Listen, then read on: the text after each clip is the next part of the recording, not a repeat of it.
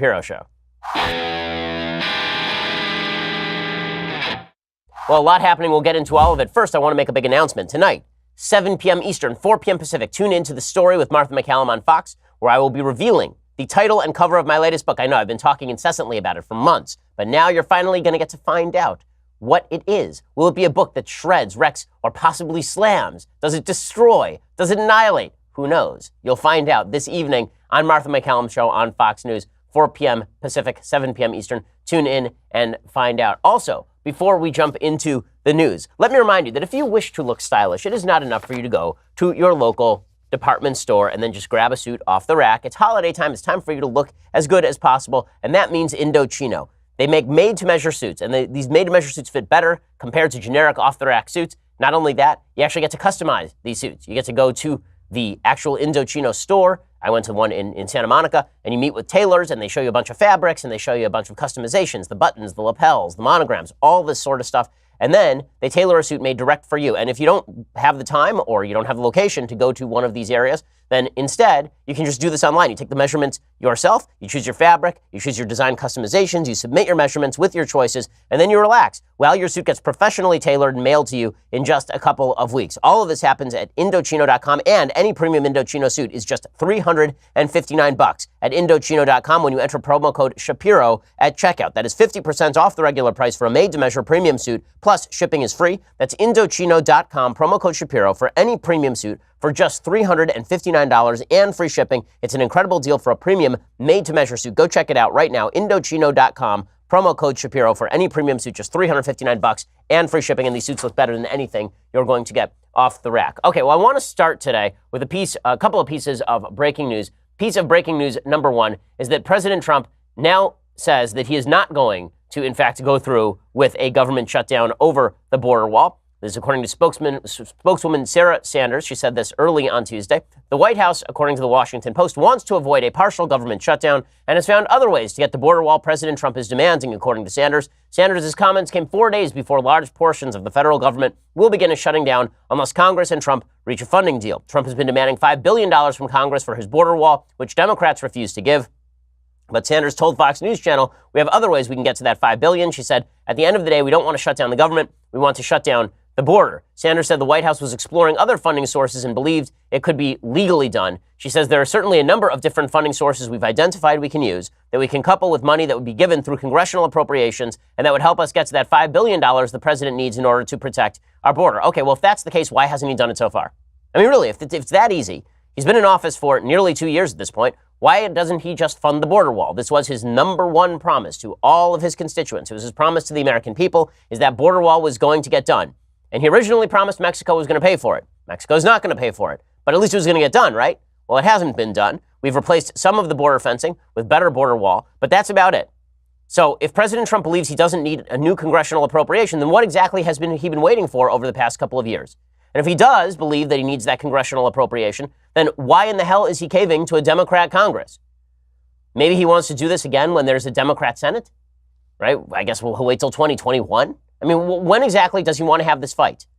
There are people who are big Trump boosters, people like Ann Coulter, who are livid over all of this because she says, listen, he made one promise, and that was this key promise, and now he won't even go up against Nancy Pelosi in the House in order to get it done, or Chuck Schumer in the Senate in order to get it done, or fellow Republicans in order to get it done. He's not willing to bear a little bit of pain in order to prevent the vast number of people who are trying to cross that border illegally.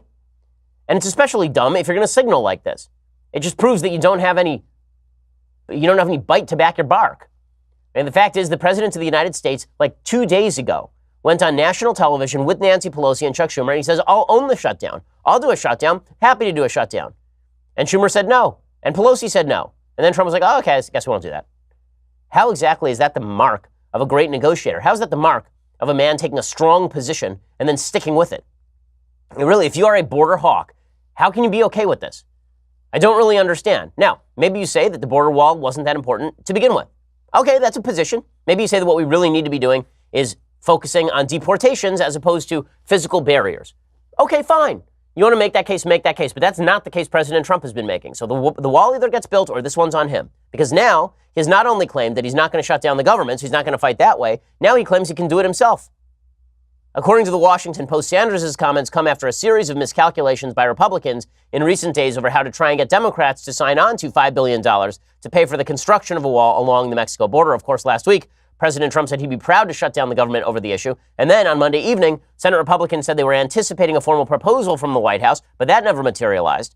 The White House never promised a 5 p.m. proposal. Senate Republicans signaled they plan to move ahead on an overhaul of the criminal justice system this week. So let's get this straight.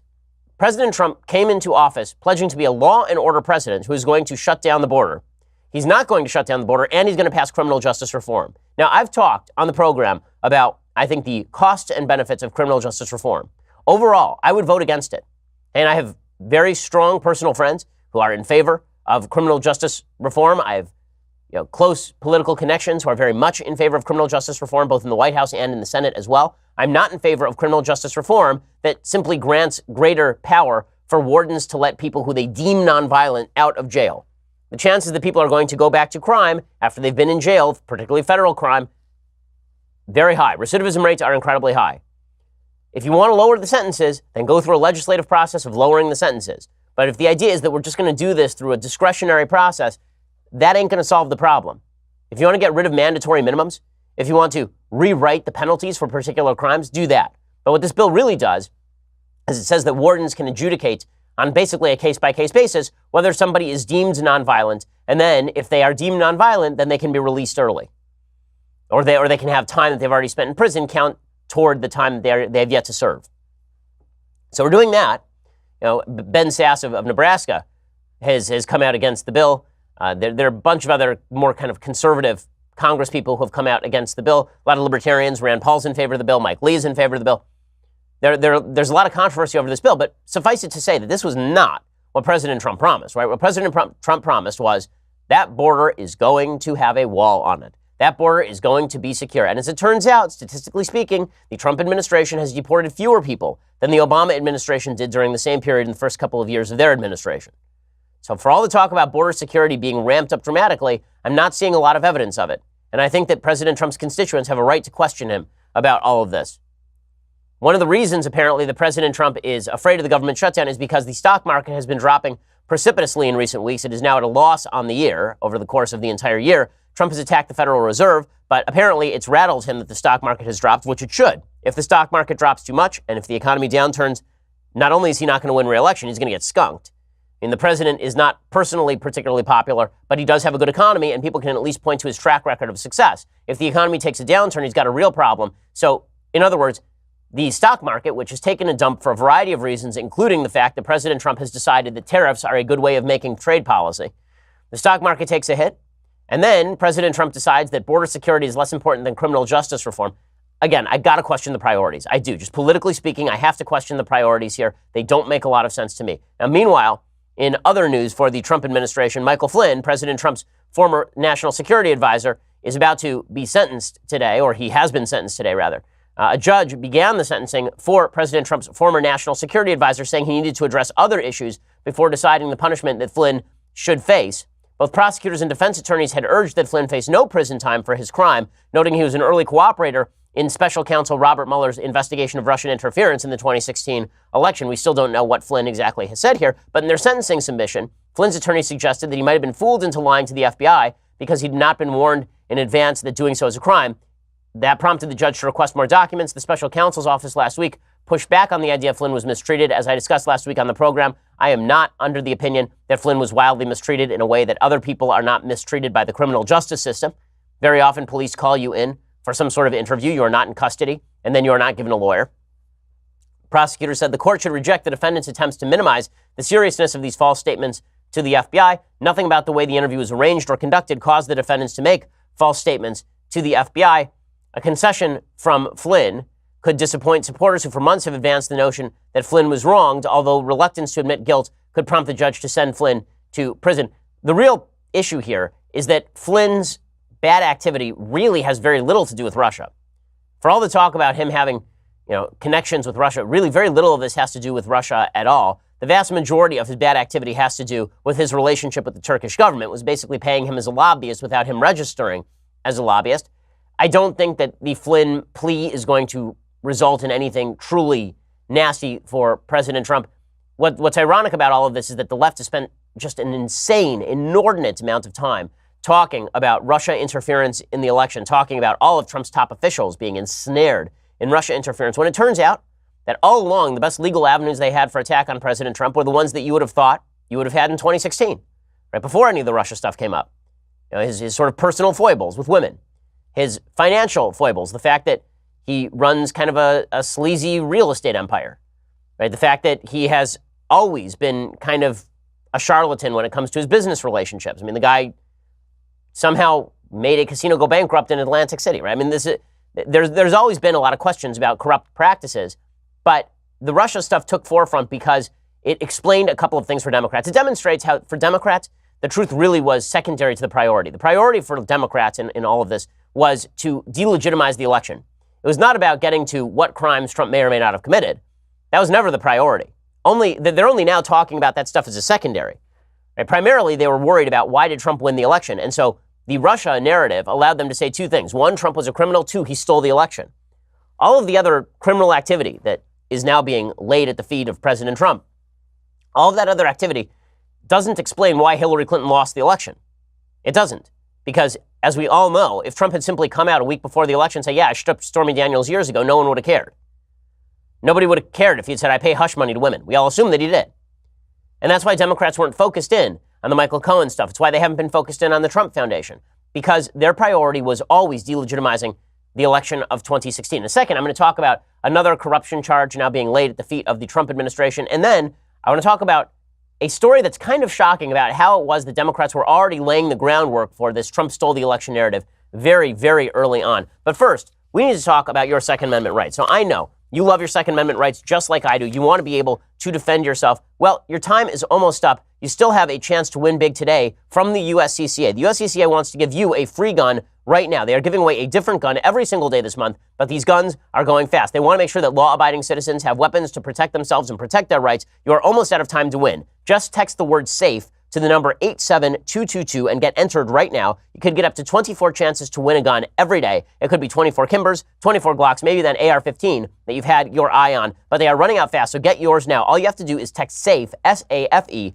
to 87222 and reveal the gun you could take home today. Totally free. There's not a lot of time. The gun of the day will always disappear at midnight, and they're almost gone. So hurry right now. This is your big chance to take home one of these guns. Don't miss out. Text SAFE to 87222. Get entered to win your free gun right now. The USCCA has a number of fantastic services ranging from legal defense help in case, God forbid, you have to fire a gun at somebody, to all sorts of advice and classes, all sorts of great stuff over at the USCCA. Go check them out right now. Text SAFE to 87222. Again, SAFE to 87222 for your chance to win a gun today from the USCCA. Great organization. I'm proud to be associated with them. Go check them out right now by texting SAFE to 87222. Okay, meanwhile, President Trump has agreed now to shut down his embattled personal charity. Amid allegations, he used it for his personal and political benefit and gave away its remaining money, according to New York AG Barbara Underwood. She announced this on Tuesday, according to the Washington Post. Underwood said the Donald J. Trump Foundation is dissolving as her office pursues its lawsuit against the charity. Trump and his three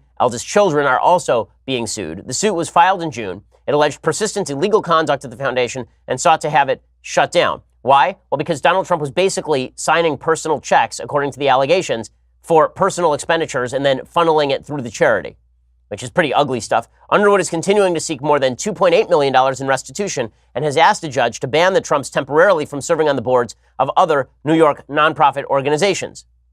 Underwood said Tuesday her investigation found a shocking pattern of illegality involving the Trump Foundation, including unlawful coordination with the Trump presidential campaign, repeated and willful self-dealing, and much more. One of the allegations with regard to the Trump Foundation is that the Trump Foundation basically gave a giant check to a veterans group in the middle of the election cycle, and President Trump campaigned on that basis. So this was allegedly using charitable contributions for a political purpose is sort of the idea. The shuttering comes after the Washington Post documented apparent lapses at the foundation. Trump used the charity's money to pay legal settlements for his private business, to purchase art for one of his clubs, to make a prohibited political donation.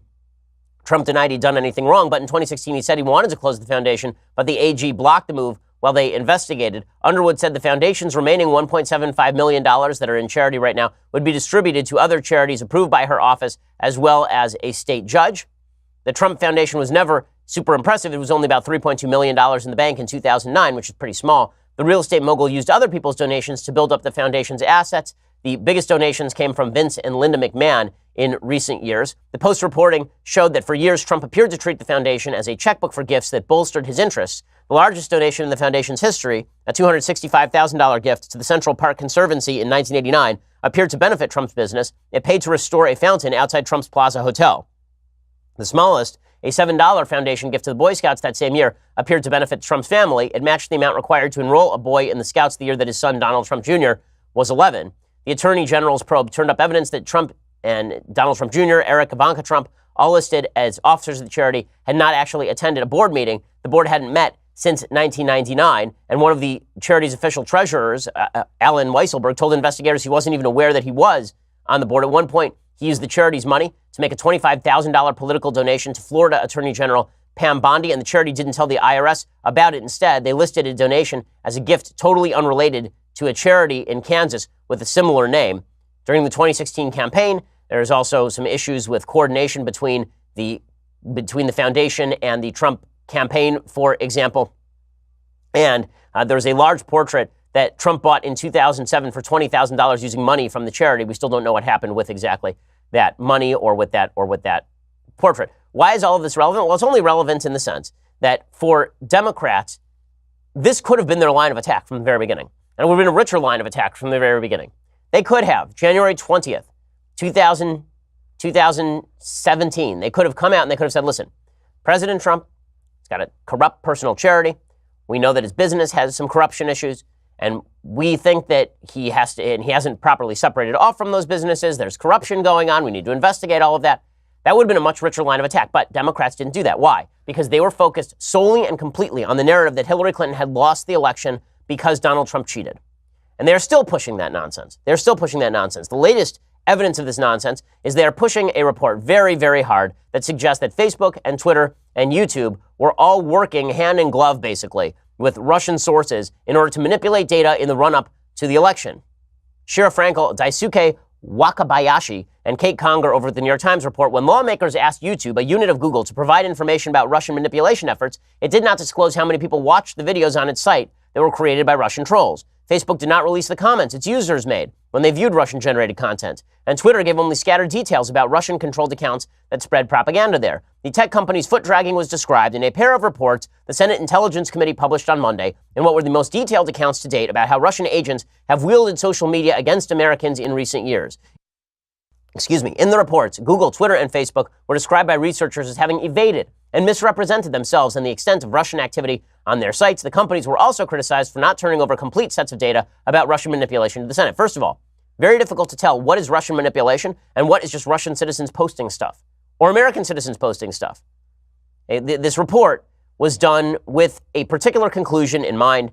The conclusion was that the Russians were attempting to throw the election to Trump and successfully accomplish this. The studies renewed questions, according to the New York Times, about whether social media companies have withheld data on Russian activity and how willing they really are to address the issue. And herein lies the actual Democratic agenda in all of this, from beginning to end. The agenda in the Russian investigation was all about Trump was illegally elected, and two, all of these social media companies need to change their algorithms, need to change how they provide you information, need to prevent you from gathering the information that you want, specifically in order so that a Democrat will win in 2020.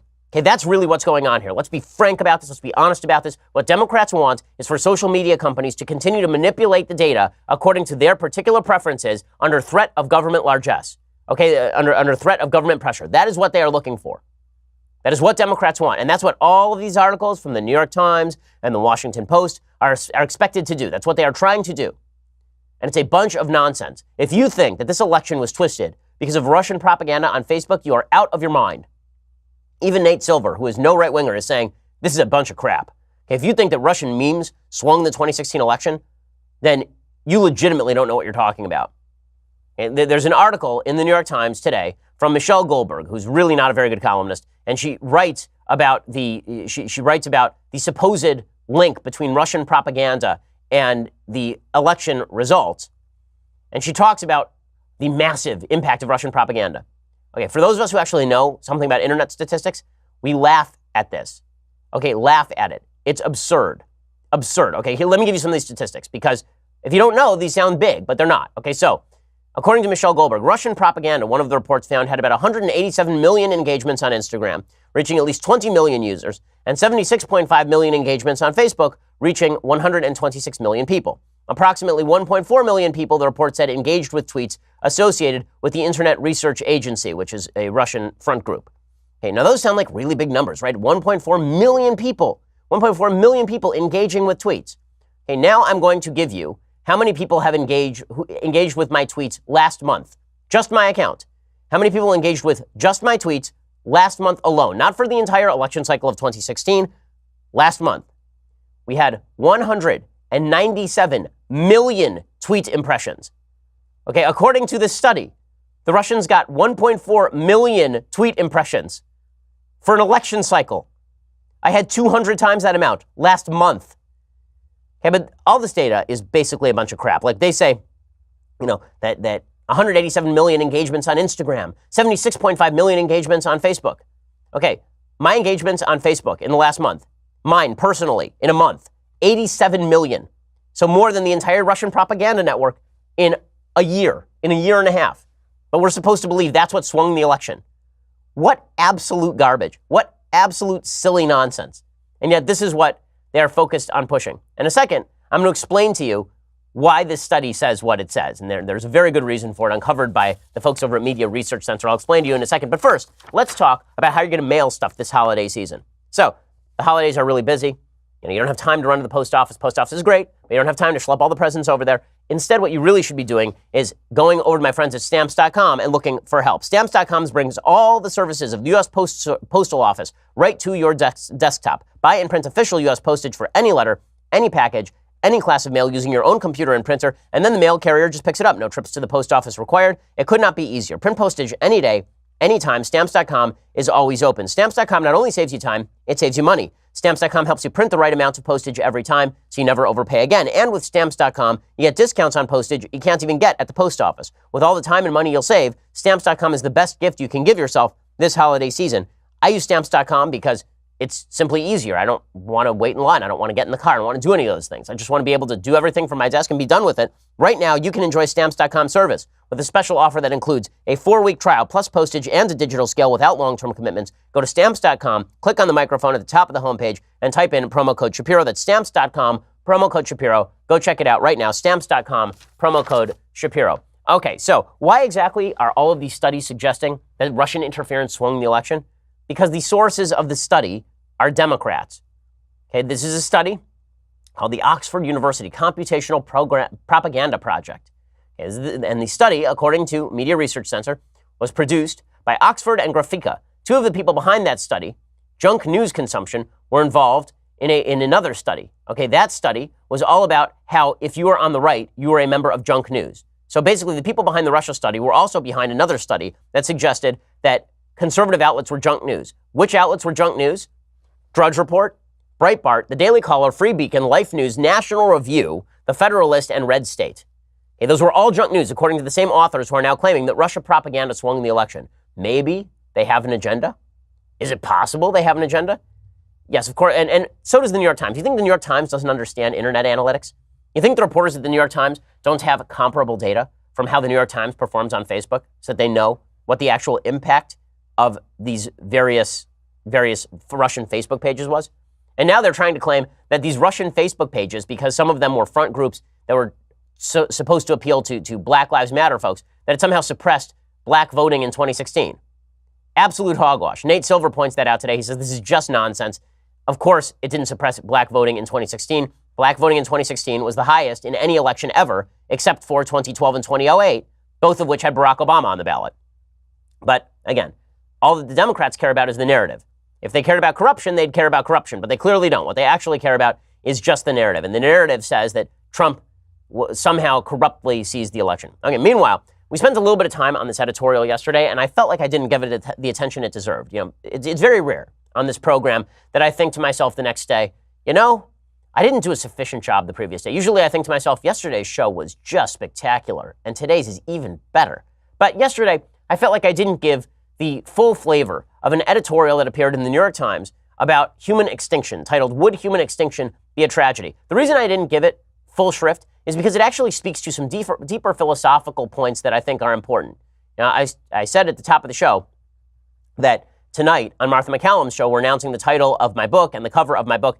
And this editorial is about as good a case for buying my book as you could possibly imagine. My book is all about purpose and meaning and why human life matters and why humans are unique and why human life is sacred and all the big issues. This editorial in the New York Times that says basically we should all kill ourselves is truly the last gasp of a civilization that has failed to recognize certain eternal truths. So this article was written by a Clemson philosophy professor, who I'm sure is teaching wonderful stuff, named Todd May. And he begins by saying that he acknowledges that the experience of humans coming to an end would be a bad thing, or at least it would cause some pain because people dying is painful. He's agnostic on the question of whether human beings as a species deserve to die out.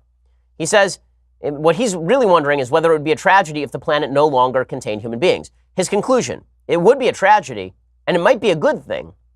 To which my response is, okay, dude, like, there are a bunch of bridge overpasses near Clemson. You can just, go there anytime. May's reasoning, though, is really interesting. So he argues that human extinction would be tragic because we have a tragic flaw, which is that we have wrecked the earth, and that would be rectified by our extinction. He says humanity is the source of devastation in the lives of conscious animals on a scale that is difficult to comprehend. So we're mean to animals, so we should die.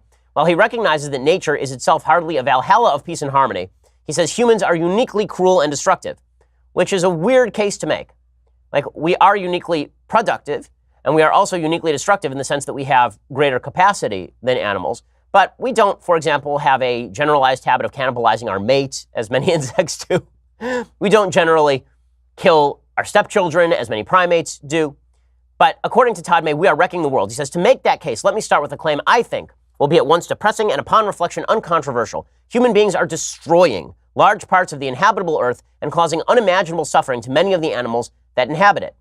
Okay, I do think that's arguable, by the way. The fact is that there are more trees now in the United States than there were before settlers actually settled the United States. He says this is happening through at least three means. First, human contribution to climate change is devastating ecosystems, as the recent article on Yellowstone Park in the Times exemplifies. So global warming. So we should all die because of global warming. Second, increasing human population is encroaching on ecosystems that would otherwise be intact.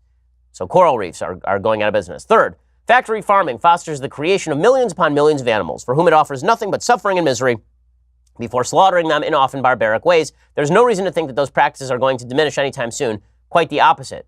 Well, actually, I do think that factory farming is probably going to diminish sometime in the near future as developed countries begin to look again at whether they think that that's a good idea or a bad idea.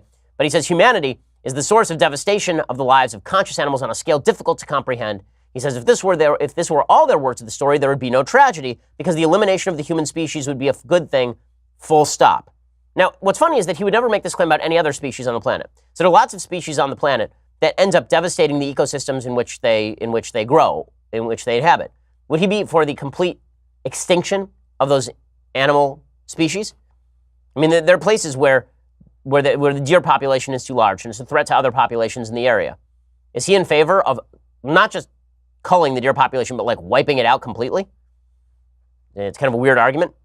So it's weird because May doesn't treat people as members of the animal community, but he does treat us as members of the animal community. So we are not members of the animal community because we are capable of making conscious decisions and rational decisions, but then he places our interests on a level with animals.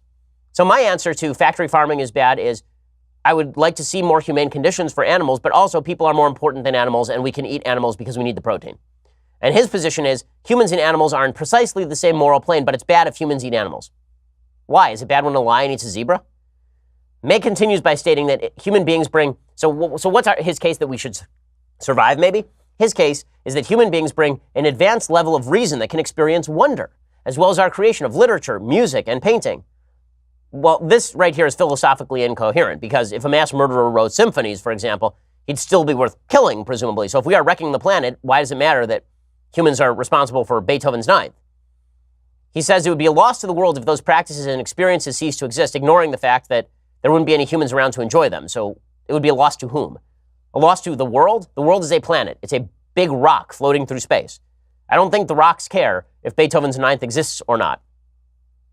In the end, there's no real way to justify humanity's murderous existence as long as you say that humans and animals are equivalent. And that is precisely the conclusion at which May arrives in the end. I'm going to give you his conclusion in just a second because it really is astonishing and speaks to the nihilism that undergirds a philosophy that says that human beings are not made in God's image, that human beings are not special, and that human beings do not have a real meaning and purpose in the world other than just to be animals wandering about on a giant rock floating through space.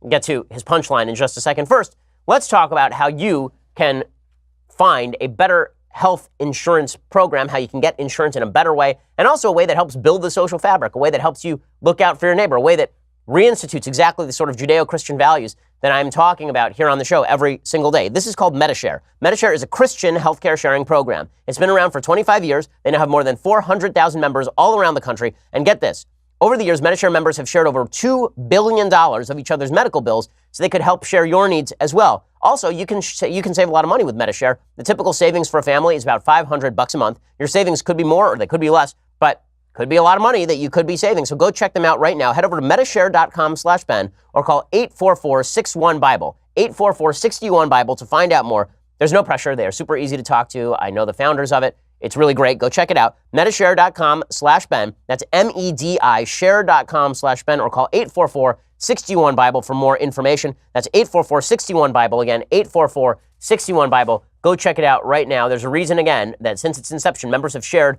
more than $1.9 billion in medical expenses. Medishare works, and you don't have to pay for things you don't believe in because, again, it is a Christian healthcare sharing program. Go check it out. Medishare.com/Ben or call 844-61-BIBLE. Go check it out right now. Okay. Also, let me remind you that it is almost time for our next episode of The Conversation. So tomorrow at 5:30 p.m. Eastern, 2:30 p.m. Pacific, I will be taking your questions and answering them to the best of my abilities, which means to the best of anyone's abilities, live on air. So make the questions good. The lovely and talented Alicia Krause will be hosting and making sure that the execrable Michael Knowles has been murdered and buried in the garden. Once again, subscribe to get your questions answered by me tomorrow at 5:30 p.m. Eastern, 2:30 p.m. Pacific. Join the conversation. Now, if you actually want to ask questions, though, you have to be a subscriber, which is why you should spend $9.99 a month and become a subscriber. What have you been doing all this time? You listen to the show every day and you don't subscribe? Who are you? Why? What kind of person are you? I mean, I know this is a hard sell, but I mean, really, guys, get it going. Also, for $99 a year, you get access to the mailbag. You get to see the rest of the show behind the paywall. And come January, you get 2 additional hours of the show. I mean, what more can I give to you? My lifeblood? What more? Also, you get, when you spend $99 a year, you get this. The Leftist Tears hot or cold tumbler. You know the drill. This sucker, unbelievable. It holds any liquid. I mean, literally any liquid, so long as it is not actual magma or acid. Those are the only 2 that I think it doesn't hold. All the other liquids it is capable of holding. That doesn't mean you should pee in it. It's too good for that. Don't do that. Don't do that to the tumbler. But it is fully capable of holding your coffee. It is fully capable of holding your water. It is magnificent. Go check it out right now for $99 a year. Also, check us out over at iTunes, SoundCloud. I remind you that iHeartRadio, right now if you go to iHeartRadio.com, they have these podcast awards that are coming up next month. Go vote for us in the news category because we appreciate it, and that would be awesome. Also, check us out and review us over at iTunes. That helps with our ranking. We always appreciate it. We are the largest, fastest growing conservative podcast in the nation.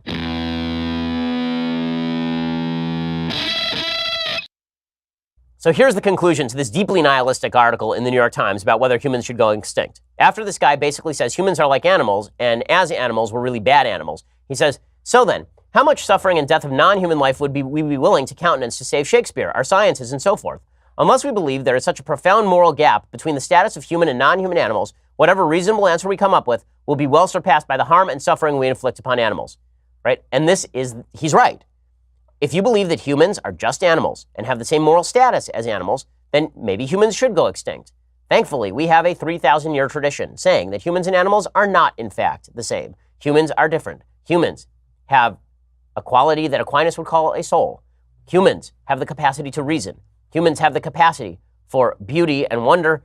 All of these things make humans unique and more important than animals. You are more important than your dog. I know you love your dog. You're more important than your dog. You're more important than your cat. It's one of the reasons, I have 2 kids.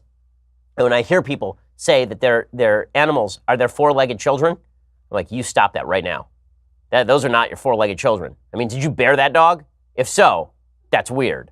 But also, that is not a thing, okay? Humans are not on the same moral level as animals. And if you believe they are, then Todd May is making a strong case. And listen to his conclusion. He says, There is just too much torment wreaked upon too many animals, and too certain a prospect that this is going to continue and probably increase. It would overwhelm anything we might place on the other side of the ledger. Moreover, those among us who believe there is such a gap should perhaps become more familiar with the richness of lives of many of our conscious fellow creatures. Our own science is revealing that richness to us, ironically giving us a reason to eliminate it along with our own continued existence. So basically, if you study the monkeys long enough, then you'll want to kill yourself. Good pitch, man. And then he says, one might ask here whether, given this view, it would also be a good thing for those of us who are currently here to end our lives in order to prevent further animal suffering. Yes, that was the literally first question that appeared to me. That a man who writes a piece called, Would Human Extinction Be Okay? Might want to go grab himself some rope. But he says, although I do not have a final answer to this question, we should recognize that the case of future humans is very different from the case of currently existing humans. In other words, I'm not going to kill myself. That's not something I'm going to do. But he says to demand of currently existing humans that they should end their lives would introduce significant suffering among those who have much to lose by dying. In contrast, preventing future humans from existing does not introduce such suffering, since those human beings will not exist, and therefore not have lives to sacrifice. The two situations, then, are not analogous. So in other words, kill all the unborn babies, don't have any more babies, but you don't have to kill yourself, man. I mean, just go hog wild, because in a generation, it's all going to be gone anyway, and then it's going to look like Logan's Run. I mean, the Capitol building is going to be all covered in vines and stuff. So have fun, but just don't have any babies. Just don't have any. If this is the kind of fulfilling life that you see yourself living, buying into the deep-seated philosophy of the left, enjoy, man. It's all you. It's all you. I mean, the value system that the left is promoting right now is so nihilistic and so deeply disturbing that it's almost impossible to describe. And this is not to suggest that everyone on the left believes this stuff. Obviously not. But if you don't believe that human beings are special, if you don't believe we're created in God's image, if you don't believe we have the capacity to reason, if you don't believe that the universe has a rational basis that we can comprehend, if you don't believe any of those things, and yet you are still living in a way that suggests you believe those things, maybe you ought to examine your first rules, your first values, the stuff that you actually believe way down deep. Because I would think a lot of people who consider themselves atheists and agnostics are still making the same assumptions that religious people take for granted because they are in fact religious assumptions about life. And those religious assumptions about life extend to the moral sphere. So the idea that you are made in God's image and that you are more than just a body, that you are more than just a body, and that your autonomy ought to be used for the sake of reason. Your autonomy ought to be used for the sake of doing good. That's something that's gone completely by the wayside, since we are apparently just a ball of synapses. And you can see that in the generalized attitude toward what is actual degradation and perversion. Okay, what we are about to watch is actual degradation and perversion. An 11-year-old boy who's become a very famous drag kid. So he's 11 years old, and his parents dress him in drag. Okay, that is in and of itself sexualized. Drag queens are sexualized. The idea of dressing up as a girl in midriff-bearing clothes as a young boy is, of course, sexualized. Okay, this little boy, this poor little kid, who is in fact being victimized by his parents, because parents get to make decisions for their children. And I have no tolerance for this garbage that an 11-year-old boy gets to decide whether he wants to appear at a strip bar, at a gay bar, dancing at a strip bar at 11 years old. You don't get to do that. Hey, if a stranger came and took your kid and did this, they would be prosecuted. If a parent does it, then apparently it's okay. On December 1st, an 11-year-old boy dressed in drag danced on stage in a sexual manner at a gay bar in Brooklyn, New York called $3 Bill. This is according to Amanda Prestigiacomo over at Daily Wire. The child, Desmond Napoles, was dressed as a Gwen Stefani lookalike, full drag makeup, a blonde wig, and crop top included, as he bounced around on stage to no doubt like a girl. Here's a little bit of the video. And what you can see is this kid on stage dancing. This kid's 11. I mean, what the actual F?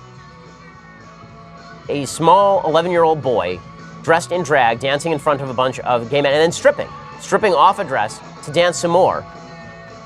And the patrons begin offering him dollar bills. They begin offering this little 11-year-old kid dollar bills. This is pedophilic. I mean, there's no other way to put it. This is absolutely pedophilic. The club apparently has no cell phone policy. One of the people who went there, this is not a rip on gay folks, by the way. This is a rip on this kid's parents and the patrons who decided that it was okay to hit on 11-year-old boys. And one of the patrons, who is not a sick person, said, "I left after seeing a child dance on stage for money at nighttime. This was on Saturday night. I've been feeling disturbed ever since." This whole thing is ridiculous. And by the way, it is worth noting that the mainstream media has propped up this kid's publicity. RuPaul wrote a disturbing piece in the Daily Beast talking about how much he loved drag kid Desmond, and the Today Show promoted this kid. saying that he's taking over social media with an inspiring message. This is a society that has lost its moral moorings on every conceivable level, a society that has lost its moral moorings. Really disturbing stuff. Okay, in just a second, I want to get to a couple of big stories. Here's a story with regard to Russian collusion that you're not hearing from the mainstream media today, but is making the rounds in sort of conservative media, and it should be. So I said earlier on the show that Democrats are very deeply concerned with the idea that they lost the election in 2016 because of Russian interference. How deeply concerned are they over this? That they were preemptively concerned over this. They were preemptively planning to make a fuss over Russian interference if Hillary were to lose. According to Rowan Scarborough over at the Washington Times today, British ex-spy Christopher Steele, who wrote the Democrat-financed anti-Trump dossier, said in a court case that he was hired by a Democratic law firm in preparation for Hillary Clinton challenging the results of the 2016 presidential election. That's a pretty bombshell statement. Christopher Steele, you remember the Steele dossier guy, he is now saying in legal filings that he was hired by Fusion GPS and Perkins Coie in order to gather data that would lead to a conclusion that the election was stolen. He said the law firm's Perkins Coie wanted to be in a position to contest the results based on evidence he unearthed on the Trump campaign conspiring with Moscow on election interference. His scenarios contained in a sealed August 2nd declaration and a defamation lawsuit brought by 3 Russian bankers in London. The trio's American attorneys filed his answers Tuesday in a libel lawsuit in Washington against Fusion GPS. In answers to interrogatories, those are questions asked by the opposing lawyer, Mr. Steele wrote, Fusion's immediate client was law firm's Perkins Coie. It engaged Fusion to obtain information necessary for Perkins Coie LLP to provide legal advice on the potential impact of Russian involvement on the legal validity of the outcome of the 2016 U.S. presidential election. Based on that advice, parties such as the DNC and HFACC, that's Hillary for America, could consider steps they would be legally entitled to take to challenge the validity of the outcome of that election. So in other words, Democrats were already planning in the middle of the election cycle for how they were going to challenge the results of the election should Hillary lose. So if Hillary won, they weren't going to talk about Russian interference. If she lost, not only were they going to talk about it, they wanted to see if there was a way they could file a legal lawsuit to prevent the election from being legally stamped. That's pretty unbelievable stuff, especially from a party and a media that were complaining loudly and every day about how terrible it was that President Trump probably would not accept the results of the election. The Democrats were prepared to challenge the results of the election based on this crappy dossier of which not a single part has yet been substantiated. Maybe there's stuff in the Steele dossier that's legit. We haven't heard any of it. And all the stuff that we've heard has been illegitimate. It's pretty incredible stuff. So this is why I say when Democrats talk about the institutions of the United States falling apart, when they talk about how they're going to fix the institutions of the United States, gerrymandering, when they talk about how Wisconsin, the legislature, is curbing the power of the incoming governor, oh my goodness, it's a violation of the law of the land. No, it is them in one-sided fashion complaining about how the system works. It is them in one-sided fashion complaining whenever they lose. And this goes to a bunch of deeper issues about what's going to happen in the next couple of years. Because what you're going to hear from Democrats is that President Trump cannot be allowed to be president. He must be impeached on the basis of his Cohen campaign finance issues. And that's what you're going to hear from them. And they're going to say, listen, we want to have an objective standard by which we can judge presidents. And if you trust a Democrat with an objective standard when it comes to rules like this, you are making a foolish error. Because what Democrats have shown over the last 4 decades that they are not trustworthy when it comes to setting an objective standard by which they then later are expected to hold. So they're very upset about challenging the validity of elections unless Stacey Abrams loses in Georgia or Hillary Clinton loses in 2016. Then they are fine with challenging the validity of elections. They're very deeply disturbed when a president commits some crime in office, when he suborns perjury. Except if it's their president, in which case they don't care at all. They're deeply disturbed about gerrymandering unless they're the ones doing the gerrymandering. They're deeply disturbed about limiting the power of incoming parties unless they're the ones doing it. All of which is to suggest not that there shouldn't be any rules, but that you shouldn't fall for the Democrat trick that suggests that they are actually interested in engaging with you and setting up a new set of rules. They have not established a grounded basis for us to trust them in helping to set up a set of rules we can live by. And until they show some good faith in that, by going after some of their own when something bad happens, no, they don't get the benefit of the doubt in any of this sort of stuff. Okay, time for some things I like and then some things that I hate. So things I like today, normally I would do music, but it is in fact a Jewish fast day, which means no music for me. So instead, we will be doing the best video ever. So this video is just spectacular. I first saw it when Sonny Bunch of the Washington Free Beacon tweeted it out. Basically, there is a guy who had packages stolen from his front porch. So what he decided to do is create a package. This package was basically a prank package. So if it was stolen, the minute somebody opened it, it was going to shoot out glitter, destroying the person's car and or house. And then it was also going to unleash a fart smell to destroy their car and or house. It is just amazing. And this guy is a full-on engineer. So he spent like 6 months doing this. Here's a little bit of the video. It's awesome. This guy took a package from my porch, and now he's about to open it in his car. But what he doesn't know is this is a custom-built bait package that is recording him on 4 different cameras, and it's about to unleash a pound of the world's finest glitter, along with some other surprises.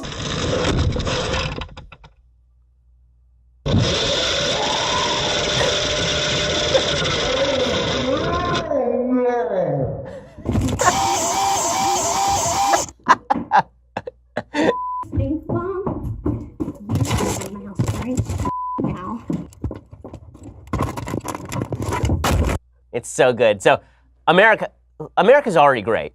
Okay, this whole making America great again, America's already great. When it's filled with people who are willing to spend time punishing criminals by making, over the course of 6 months, handmade stink bombs and glitter bombs that have the capacity to tape so we can all enjoy that together, that's America right there. I mean, that's the spirit of the West. That's the pioneer spirit happening right there. This guy, by the way, has designed technology that's currently on Mars. I mean, I guarantee you he feels more proud of what he did with this than designing technology that is currently on Mars. As well he should. One of the great things about humanity is that human beings have shown that they're willing to give up affirmative goods in order to punish evildoers. There are a bunch of social experiments along these lines. They're really fascinating. They basically suggest that if you are in a game where you can take, let's say that you are given $1, and without the other person knowing how much money you have, you can split the $1 with that person. So you can either split it 50-50, or you can take 90 and give them 10, or you can take 95 and give them 5. If it's a repeat game and people find out that one person keeps taking all of the money and not distributing the money equitably, then people begin to actively cheat. They begin to actively punish the person. So everyone will then collude to deny that person any money every time they sit next to him, even if they would normally be looking for a 50-50 split. It's pretty amazing stuff. Like, this is just how human beings operate, and you can see that in its more complex fashion with this glitter bomb and stink bomb. So good for that guy. That is some heroic stuff right there. Okay, time for a quick thing that I hate. So Idris Elba, the actor, who I love Idris Elba, I think he's great, but he says that the Me Too movement is only difficult if you're a man with something to hide. Okay, this is just a load of garbage. He says it's only difficult if you're a man with something to hide, and he earned praise, of course, from Valerie Jarrett and Shonda Rhimes for saying so. What a bunch of hooey. That is a bunch of hooey. That's like saying that you have nothing to fear from the police ransacking your house if you have nothing to hide. Maybe true, maybe not. You're really depending a lot on the honesty of the police, if that is the case. You are depending a lot on the honesty of women with regard to an objective assessment of their Me Too situation, if you believe that you have nothing to lose in these situations. And this goes back to the whole women never lie about rape, or women never misconstrue an activity, or women never subjectively remember an event in a way that's not objectively verifiable. It's just not true. I mean, if that's actually going to be the standard, then we should believe every accusation about everything. Why is sexual assault or sexual misbehavior any different than any other crime? Why shouldn't we just believe everybody? Every accusation should immediately be believed, because people are believable. You wouldn't lie about somebody robbing your house. You wouldn't lie about somebody stealing your car. You wouldn't lie about somebody slandering you. We should just believe every accusation. The accusation is, in fact, the proof at that point. Of course, we don't operate like that because that's incredibly dumb. And Idris Elba, I promise you that he is taking precautions in his own personal life so that he does not get hit with the Me Too moment, just like every other wealthy, famous person does. And if you're not, you're a fool. I mean, really, if you're subjecting yourself to random women coming up to your apartment at random odd hours without worrying about Me Too because, hey, I'm a gentleman, you are so stupid. Okay, time for a couple of other things that I hate. So there's an ad it's the first ad that's come out for President Trump. It's from Brad Parscale, who's the head of President Trump's basically technological campaign committee. He was the guy who was responsible for a lot of the data analytics in the last campaign. Here's a little bit of the ad. It is not it's not the best tack, I think. This is Brad Parscale, campaign manager for President Trump. President Trump has achieved more during his time in office than any president in history. And that is why I need every Trump supporter to pick up the phone right now and deliver a personal thank you to your president. We have a booming economy, historic low unemployment, including the lowest unemployment rate for minorities in history. We are bringing jobs back to America through new trade deals, and the world is a safer place. We need to let President Trump know that we appreciate what he's doing for America. I need you to call the number on your screen and deliver a thank you to President Trump. Call or go online. Okay, the reason that this is not a great ad is because it assumes a level of personal fealty to the president that is not necessary. So and then there's a bunch of videos of these people saying, thank you, President Trump, thank you, President Trump, thank you, President Trump. You know, the beginning of the ad where he says the President Trump has accomplished a lot of stuff, fine, solid. But if we are really going to run just a personal loyalty campaign, I hated it when I don't like cult of personalities in the presidency. I don't like it when it comes from the left. I don't like it when it comes from the right. I am not a fan of this whole, you have to thank President Trump personally for all he's done for you. I thought that was his job, right? Well, I mean, wasn't that why people elected him? I thought that was sort of his job. So wouldn't it be better to just say, President Trump has fulfilled his campaign promises, and that's why he needs your support today. But this whole, you must say thank you to President Trump. It's like, well, maybe he should say thank you to, his voters, or maybe he should say thank you to his donors, or maybe his donors should just say, we want to see him reelected. But I'm not a fan of this particular tack. Okay, final thing that I hate today. So Nicole Wallace says just very silly things on a regular basis over at MSNBC. She's talking about President Trump and his attitude toward the Michael Cohen investigation, and she says that criminals are now going to use President Trump as their model. Are there criminals out there who will point to the president and say, well, the president's lawyer said he wasn't under oath. I'm not. That's already happening. Are there criminals who are going to model the president's conduct while under federal investigation and make it harder to solve crimes? Yes, I'm sure that's what criminals are going to do. Criminals have never been criminals until they heard that President Trump said stuff on Twitter. Then they became criminals. The level of myopia that it takes in order to say something like this is really extreme, but it has unfortunately become the mainstream opinion among a lot of quote-unquote journalists on the left. Okay, we'll be back here tomorrow to break down all the latest news. I'm Ben Shapiro. This is The Ben Shapiro Show. The Ben Shapiro Show is produced by Senya Villarreal, executive producer Jeremy Boring, senior producer Jonathan Hay. Our supervising producer is Mathis Glover, and our technical producer is Austin Stevens. Edited by Alex Zingaro. Audio is mixed by Mike Caramina. Hair and makeup